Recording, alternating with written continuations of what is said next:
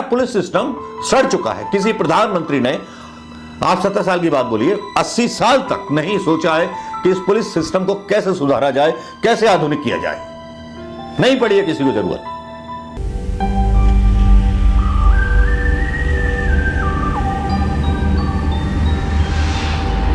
दोस्तों, उत्तर प्रदेश की राजधानी लखनऊ और लखनऊ का एक मोहल्ला अमीनाबाद में एक परिवार रहता था अपनी इकलौती बेटी के साथ। पिता शिशिर श्रीवास्तव और माता तृप्ति के साथ रहती थी गौरी। वो गौरी लॉ की स्टूडेंट थी। खुशहाल परिवार था। गौरी बड़े उन्मुक्त विचारों की थी, आधुनिक विचारों की थी। जब से सोशल मीडिया आया और जब से ये मोबाइल आए, व्हाट्सएप आए, तब से उसके कई जो थे मित्र थे सोशल मीडिया पर उस गौरी के। लॉ की ये स्टूडेंट अपने माँ बाप का वो सपना पूरा करना चाहती थी जो माँ बाप ने उसके लिए देखे थे।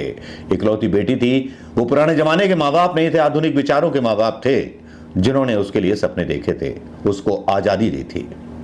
अचानक एक दिन बेटी जो है बाप के कपड़े ड्राई क्लीन कराने के लिए घर से निकलती है और उसके बाद 1 फरवरी 2015 दोपहर 12:30 बजे अपने पिता की जैकेट को ड्राई क्लीन कराने के लिए वो अपनी मां से कहकर निकलती है कि मां, मैं अभी आई। और उसके बाद काफी देर तक वो वापस नहीं आती। मां को चिंता होती है। मां फोन करती है। उसका फोन कोई उठाता नहीं है। पिता फोन करते हैं, कई बार फोन करते हैं तो एक लड़का फोन उठाता है, अनजान सा लड़का जिसकी आवाज कभी सुनी नहीं। वो कहता है कि हाँ वो थोड़ा बिजी है, थोड़ी देर में बात कर लेगी। फिर फोन करते हैं, बोलते हैं कि वो इको गार्डन में वो बात कर लेगी। पिता को चिंता होने लगती है, थोड़े बेफिक्र हो जाते हैं। किसी मित्र के साथ होगी, दोस्त उसके साथ होंगे, पिता थोड़े बेफिक्र हो जाते हैं। लेकिन अचानक फिर वो लड़का भी फोन उठाना बंद कर देता है और उसके बाद बेटी को फोन लगाते रहते हैं रात भर, दिन भर, लेकिन बेटी फोन नहीं उठाती। मां बाप का कलेजा आशंकाओं से धड़कने लगता है। अचानक टीवी पर एक खबर फ्लैश होती है कि एक लापता डेड बॉडी मिली है, लाश के टुकड़े टुकड़े मिले हैं जिसको कुछ कुत्ते जो थे खींच रहे थे, नोच रहे थे। एक दूसरी झाड़ी में एक दूसरा बोरा मिलता है जहां पर बाकी के अंग होते हैं। वहां पुलिस उस चेहरे का मिलान करती है, रीअरेंज करती है, पूरी बॉडी को वैसे जैसे मानव शरीर का बनाया जाता है वैसे बनाती है। और फिर चूंकि बेटी की रिपोर्ट करा चुके थे दोनों, पिता और पत्नी को, मां को बुलाया जाता है, तृप्ति को और शिशिर को, जिनकी अमीनाबाद में एक दुकान थी पिता की। उनका दिल पोस्टमार्टम हाउस के बाहर वैसे ही बैठा जा रहा था, आशंकाओं से ग्रसित थे। मां का रो रो करके बुरा हाल था। मां के अंदर कुछ टूट सा रहा था। जब शिनाख्त के लिए लाश लाई गई और जब उन्होंने अपनी बेटी का चेहरा देखा तो फूट फूट करके मां रोने लगी, जार जार रोने लगी। वो दुख आज महसूस कीजिएगा कि उन्होंने अपनी एक बेटी खोई थी। बेटी के कातिलों का कुछ पता नहीं था। अनजान सी डिटेल थी जो पुलिस के मांगने पर उसके पिता ने और उनकी मां ने पुलिस को मुहैया कराई। जी हां, वो गौरी थी, लॉ की स्टूडेंट गौरी, अमीनाबाद की रहने वाली गौरी, लखनऊ की रहने वाली गौरी। आज से 9 साल पहले की घटना। उस टाइम सोशल मीडिया की सुर्खियां बन गई थी और सुर्खियों में ये ट्रेंड भी हुआ था, बड़े सवाल उठे थे। और उसके बाद अचानक से जब दबाव बढ़ने लगा, ये सारी चीजें हो गई। उस लड़के ने फोन उठाया, ये भी बात हो गई। और उस लड़के ने गौरी से बात नहीं कराई। माँ बाप ने बार बार बोला कि गौरी से बात करा दो, लेकिन उसने बात नहीं कराई। क्या आपको पता है दोस्तों कि हिंदुस्तान में जो है हर घंटे 51 केस औरतों के, महिलाओं के खिलाफ होते हैं हमारे हिंदुस्तान में? क्या आपको पता है कि इंडिया की जो रैंक है 128 है, 128 है, 177वें के इंसान, मतलब 177 जो है बस लोएस्ट है, और हमारी जो रैंकिंग है महिला अपराध में वो 128 है। इंडिया टॉप 10 कंट्रीज में है जहां पर महिलाओं के खिलाफ सबसे ज्यादा अपराध होते हैं। उत्तर प्रदेश में सबसे ज्यादा क्राइम महिलाओं के खिलाफ होते हैं, चाहे वो हत्याएं हों, चाहे वो डॉबरी केसेस हों, चाहे वो भ्रूण हत्या के मामले हों, चाहे यौन शोषण के मामले हों, बहुत सारी चीजें उत्तर प्रदेश के अंदर होती है। उत्तर प्रदेश में आज भी महिला की स्थिति दयनीय है। ये केवल एक सरकार की बात नहीं है, किसी एक सरकार पर आरोप लगा देना या उस पर आरोप लगा देना ना, ये बात कर रहा हूं मैं हर उस सरकार की, क्योंकि जब से आबादी बढ़ी है तब से क्राइम भी बढ़ा है और महिलाओं के खिलाफ ज्यादा क्राइम बढ़ा है। और ये आंकड़े और चौंका देने वाले हैं। 4.45 lakh crime against women in India, 2022 की रिपोर्ट है, 2023 और 2024 की अभी तक नहीं आई है। और 28,522 FIR रजिस्टर्ड हुई हैं वुमेन किलिंग की पूरे इंडिया में। इतनी औरतों का कत्ल हुआ है।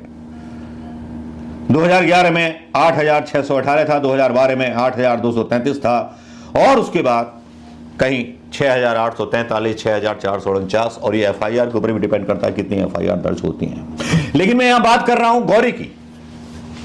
जी हां, गौरी के बारे में इन्वेस्टिगेशन होती है और गौरी के बारे में पता लगाया जाता है कि वो कहां गई थी, किसी को कुछ पता नहीं चलता।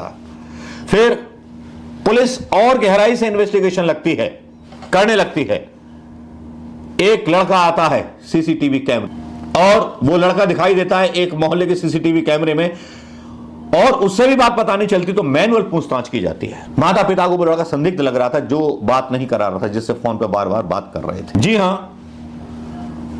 उस लड़के ने बोला था कि अचानक तबीयत खराब हो गई और हम इसे जो है SGPGI अस्पताल लेकर के जा रहे हैं। माता पिता बदहवास पहुंचे, मतलब लड़के ने बहुत झूठ बोला, लेकिन वहां कोई पेशेंट नहीं पहुंची थी वहां पर।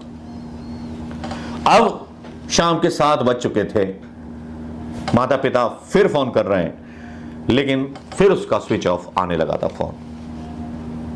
लाश जिस तरह से मिली मैंने आपको बताया, रीअरेंज कराया गया सब कुछ, और न्यूज चैनलों पर और मीडिया पर हर जगह खबर चल रही थी। पुलिस ने गौरी की कॉल डिटेल्स निकलवाई और कुछ खास बातें उससे पता नहीं चल सकी, केवल माता पिता के फोन थे और कोई ज्यादा फोन नहीं थे।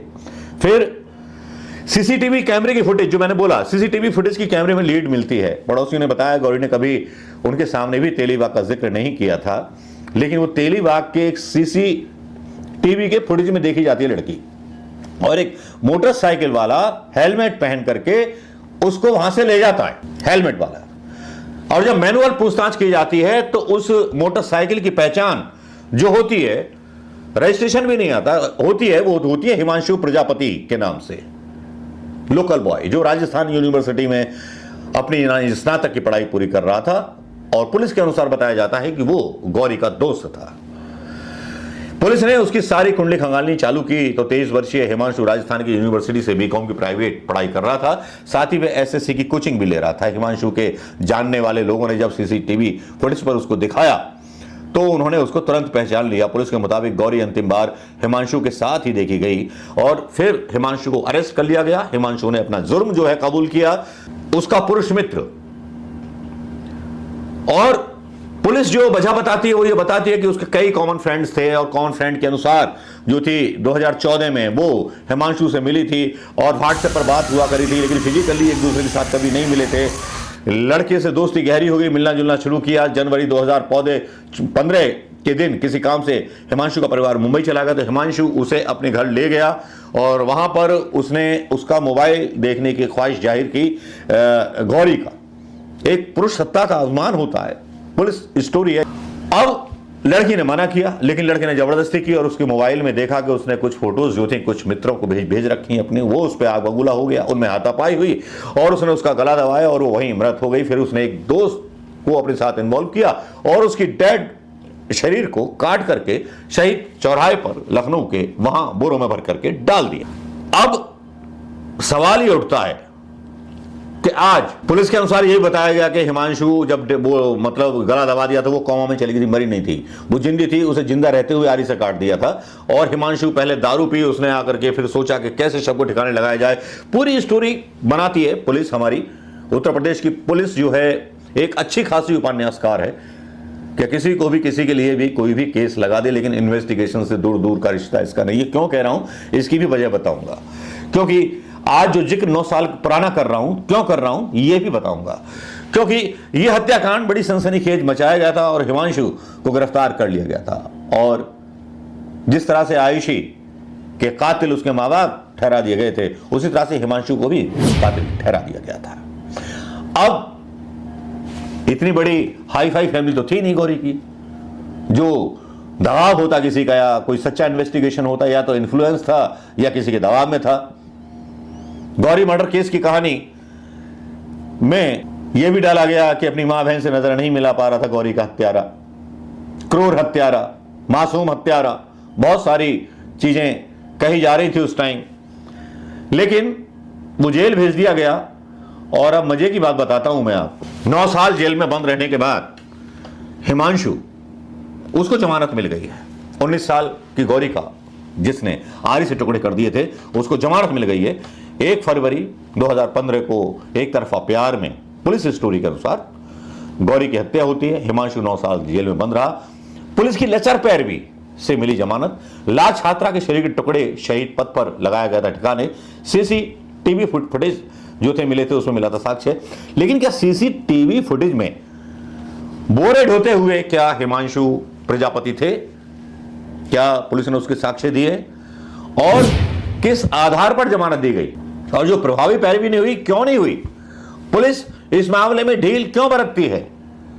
हमारे देश में मुकदमे होते हैं, लेकिन मुकदमों में सजा कितने लोगों को होती है? इसीलिए तो उत्तर प्रदेश में क्राइम ज्यादा है। हमारा पुलिस सिस्टम सड़ चुका है। किसी प्रधानमंत्री ने, आप 70 साल की बात बोलिए, 80 साल तक नहीं सोचा है कि इस पुलिस सिस्टम को कैसे सुधारा जाए, कैसे आधुनिक किया जाए।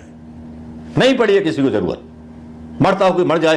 पुलिस में आप देखते हैं, एक तो बीजेपी के विधायक रोते फिर रहे हैं कि उनके गनर वगैरह वापस ले लिए। लेकिन चलिए गौरी की बात करेंगे। कोर्ट में जो चार्जशीट डाली गई थी वो प्रभावी नहीं थी, और कोर्ट ने दलीलें दी हैं कि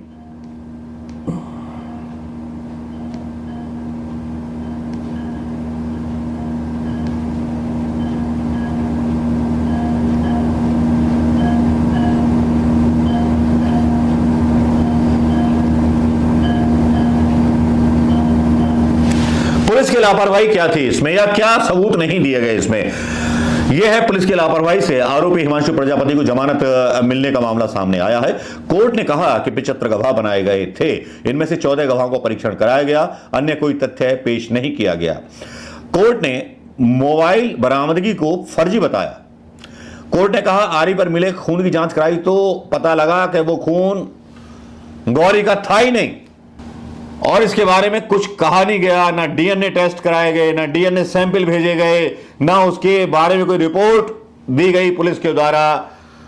और जस्टिस सौरभ लवानिया की अदालत ने, हाई कोर्ट ने 11 जुलाई 2022 को यह याचिका खारिज कर दी थी, लेकिन फिर डाली गई।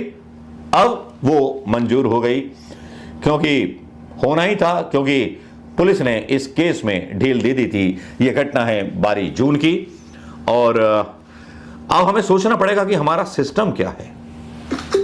क्या या तो यह हो सकता है ये जांच सही हुई थी, पुलिस की लापरवाही से छूट गए, या यह हो सकता है कि हिमांशु को बेगुनाह फंसाया गया, या यह भी हो सकता है कि कातिल कोई और था। तो अब जवाब इस पुलिस को देना है।